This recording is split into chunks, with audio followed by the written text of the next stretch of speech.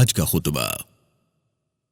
تحریر فضیلت الشیخ حضرت مولانا پروفیسر محمد یوسف خان صاحب حفظہ اللہ تعالی، شیخ الحدیث و ناظم تعلیمات جامعہ اشرفیہ لاہور پاکستان۔ شب معراج میں ہمارے لیے سامان عبرت۔ الحمدللہ، ہر طرح کی حمد و ثنا اللہ ہی کے لیے ہے، وہی شہنشاہوں کا شہنشاہ ہے۔ لمن الملک اليوم للہ الواحد القہار، وہی رزاق ہے، وہی قہار ہے، وہ قادر ہے، وہ قدیر ہے۔ میں گواہی دیتا ہوں کہ اللہ کے سوا کوئی الہ نہیں، وہ واحد ہے، اس کا کوئی شریک نہیں، اور میں یہ بھی گواہی دیتا ہوں کہ حضرت محمد مصطفیٰ صلی اللہ علیہ وسلم اللہ کے بندے اور اس کے آخری رسول ہیں۔ بعد ازاں حضرت انس رضی اللہ تعالیٰ عنہ سے روایت ہے کہ ایک روز رسول اللہ صلی اللہ علیہ وسلم نے ہمیں نماز پڑھائی، پھر ممبر پر چڑھ کر مسجد کے قبلے کی طرف اشارہ کیا اور فرمایا، میں نے ابھی تمہیں نماز پڑھاتے ہوئے اس دیوار کے آگے جنت اور دوزخ کو ایک خاص شکل و صورت میں دیکھا، اور میں نے جنت سے زیادہ اچھی اور جہنم سے زیادہ بری چیز آج تک نہیں دیکھی۔ اسے امام بخاری نے روایت کیا ہے۔ میرے پیارے ایمانی بھائیوں، اس روایت میں آپ صلی اللہ علیہ وسلم نے جنت و جہنم کو مثالی شکل میں دیکھا، لیکن بہت سی روایات سے معلوم ہوتا ہے کہ رسول اللہ صلی اللہ علیہ وسلم کو معراج کے موقع پر اللہ رب العالمین نے اپنی قدرت کے بہت سے عجائبات دکھلائے۔ ان باتوں کو عموماً واقعات کے انداز میں پیش کیا جاتا ہے، لیکن واقعہ معراج کا ایک اہم پہلو ایسا بھی ہے جو یقیناً سامان عبرت ہے، جس میں آپ صلی اللہ علیہ وسلم نے سزاؤں کے مثالی واقعات دیکھے۔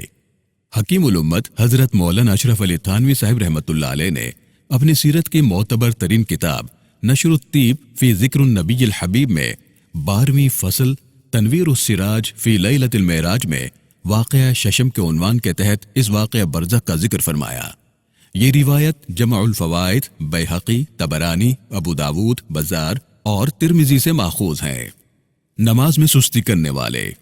آپ صلی اللہ علیہ وسلم کا گزر ایک ایسی قوم پر ہوا جن کے سر پتھروں سے کچلے جا رہے تھے۔ پتھر سر پر پڑتے ہی قیمہ قیمہ ہو جاتا، پھر صحیح و سالم ہو جاتا، پھر پتھروں سے کچلا جاتا۔ آپ صلی اللہ علیہ وسلم نے جبرائیل امین علیہ السلام سے دریافت کیا کہ یہ کون لوگ ہیں؟ جبرائیل نے بتایا، یہ وہ لوگ ہیں جو فرض نمازوں میں سستی کرتے تھے، اذان کی آواز سن کر اپنے سر تکیے پر رکھے ہوئے آرام کی نیند سوتے رہتے تھے۔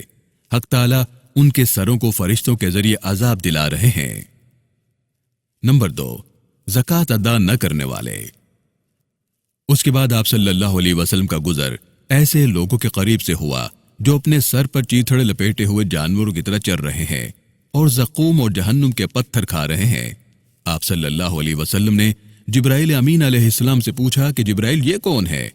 انہوں نے بتایا کہ یہ وہ لوگ ہیں جو اپنے مال کی زکوٰۃ ادا نہیں کرتے تھے۔ نمبر 3، پاکیزہ زندگی سے روگردانی کرنے والے۔ پھر آپ کا گزر ایسے لوگوں پر ہوا جن کے سامنے ایک ہانڈی میں پکا ہوا پاکیزہ اور دوسری میں کچا اور سڑا ہوا گوشت رکھا ہوا ہے، اور وہ اسی کچے اور سڑے ہوئے گوشت کو رغبت سے کھا رہے ہیں۔ آپ نے دریافت کیا کہ جبرائیل یہ کون لوگ ہیں؟ جواب دیا، اے اللہ کے نبی، یہ آپ کی امت کے ان لوگوں کی مثالی شکل ہے جو اپنی حلال و طیب بیوی کو چھوڑ کر غیر منکوحہ عورت سے اپنی خواہش پوری کرتے ہیں۔ نمبر 4، امانت میں خیانت کرنے والا۔ پھر آپ صلی اللہ علیہ وسلم کا گزر ایک ایسے شخص کے قریب سے ہوا جس نے لکڑیوں کا ایک بڑا گٹھا باندھا ہوا ہے اور اسے اٹھا کر سر پر رکھنا چاہتا ہے، لیکن وہ اس سے نہیں اٹھتا، لیکن پھر بھی وہ مزید لکڑیاں لا کر اس گٹھے میں رکھتا جاتا ہے، یعنی وزن کم کرنے کے بجائے اور بڑھاتا جا رہا ہے۔ آپ صلی اللہ علیہ وسلم نے پوچھا، جبرائیل یہ بوجھ اٹھانے والا کون ہے؟ جبرائیل نے جواب دیا، یا رسول اللہ، یہ ایسا شخص ہے جو لوگوں کی امانتیں اپنے پاس رکھ کر ان میں خیانت کرتا ہے اور پہلے لوگوں کی امانتیں ادا کرنے کے بجائے اور دوسرے لوگوں کی امانتیں رکھتا جاتا ہے۔ حلال چھوڑ کر حرام کھانے والے۔ آپ صلی اللہ علیہ وسلم نے دیکھا کہ ایک گروہ کے سامنے دسترخوان پر حلال اور پاکیزہ گوشت رکھا ہوا ہے اور دوسرے دسترخوان پر سڑا ہوا گوشت رکھا ہے۔ وہ لوگ حلال گوشت کو چھوڑ کر حرام اور سڑا ہوا گوشت کھا رہے ہیں۔ پوچھنے پر بتایا گیا کہ یہ ان لوگوں کی مثالی حالت ہے جو حلال روزی کو چھوڑ کر حرام روزی اختیار کرتے ہیں۔ सूदखोर। फिर ऐसे लोगों के पास से गुजरे कि उनके पेट कोठरियों की तरह बड़े बड़े और शीशे की तरह साफ व शफाफ हैं कि उनके अंदर सांप बिच्छू वगैरह नजर आते हैं। जब उनमें से कोई उठना चाहता है तो भारी होने की वजह से गिर पड़ता है। बताया गया कि यह सूद खाने वाले की मिसाल है। बेसोचे समझे बातें करने वाले। एक जगह से गुजर हुआ, वहां एक छोटे से पत्थर से एक बड़ा बैल पैदा होता है। फिर बैल वापस पत्थर के अंदर जाना चाहता है, लेकिन कोशिश के बावजूद अंदर नहीं जा सकता। बताया गया कि यह उन लोगों की मिसाली कैफियत है जो बगैर सोचे समझे गैर जिम्मेदाराना बात मुंह से निकाल देते हैं और जब खराब नतीजा देखते हैं तो अपनी बात और अल्फाज वापस लेना चाहते हैं। गीबत करने वाले। आप सल्लल्लाहु अलैहि वसल्लम ने फरमाया, मैं उस सफर में ऐसे लोगों के पास से गुजरा जिनके नाखून तांबे के थे, वो उनसे अपना मुंह नोचते थे। बताया कि ये गीबत करने वाले हैं जो लोगों की आबरू से खेलते थे। गुमराही में डालने वाले वाइज। आप सल्लल्लाहु अलैहि वसल्लम का गुजर एक ऐसी कौम पर हुआ जिनके होंठ और जबानें आग की कैंची से काटी जा रही थी। कटने के बाद फिर पहली हालत पर वापस आ जाती और यह सिलसिला चलता रहा। बताया गया कि ये लोगों को गुमराही में डालने वाले वाइस और मुबल्लिगीन हैं। झूठी गवाही देने वाले।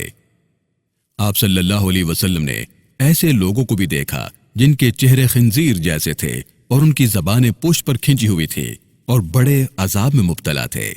जिब्राइल अमीन अलैहिस्सलाम ने बताया कि या रसूल अल्लाह, ये झूठी गवाही देने वाले हैं। नाफरमान औलाद। एक जगह आप सल्लल्लाहु अलैहि वसल्लम ने देखा कि एक गिरोह आग में जल रहा है। उधर जलकर राख हुए और उधर फिर पहले की तरह हो गए, फिर जलने लगे। जिब्राइल अमीन अलैहिस्सलाम ने बताया कि ये वो बदकिस्मत लोग हैं जो दुनिया में अपने वालिदैन की नाफरमानी करते और सताते थे, जिसकी वजह से वो गुस्से में जला करते थे। अब ये लोग उस सजा में खुद जल रहे हैं। मेरे प्यारे ईमानी भाइयों, अल्लाह रब्बुल आलमीन हमें इन तमाम गुनाहों से महफूज फरमाए और अगर ऐसे गुनाह सरजद हो गए हों तो उनसे तौबा करने की तौफीक अता फरमाए और हमें वाक़या मेराज के असरार और रुमूज़ को जानने, समझने और उनसे सबक हासिल करने की तौफीक अता फरमाए। आमीन।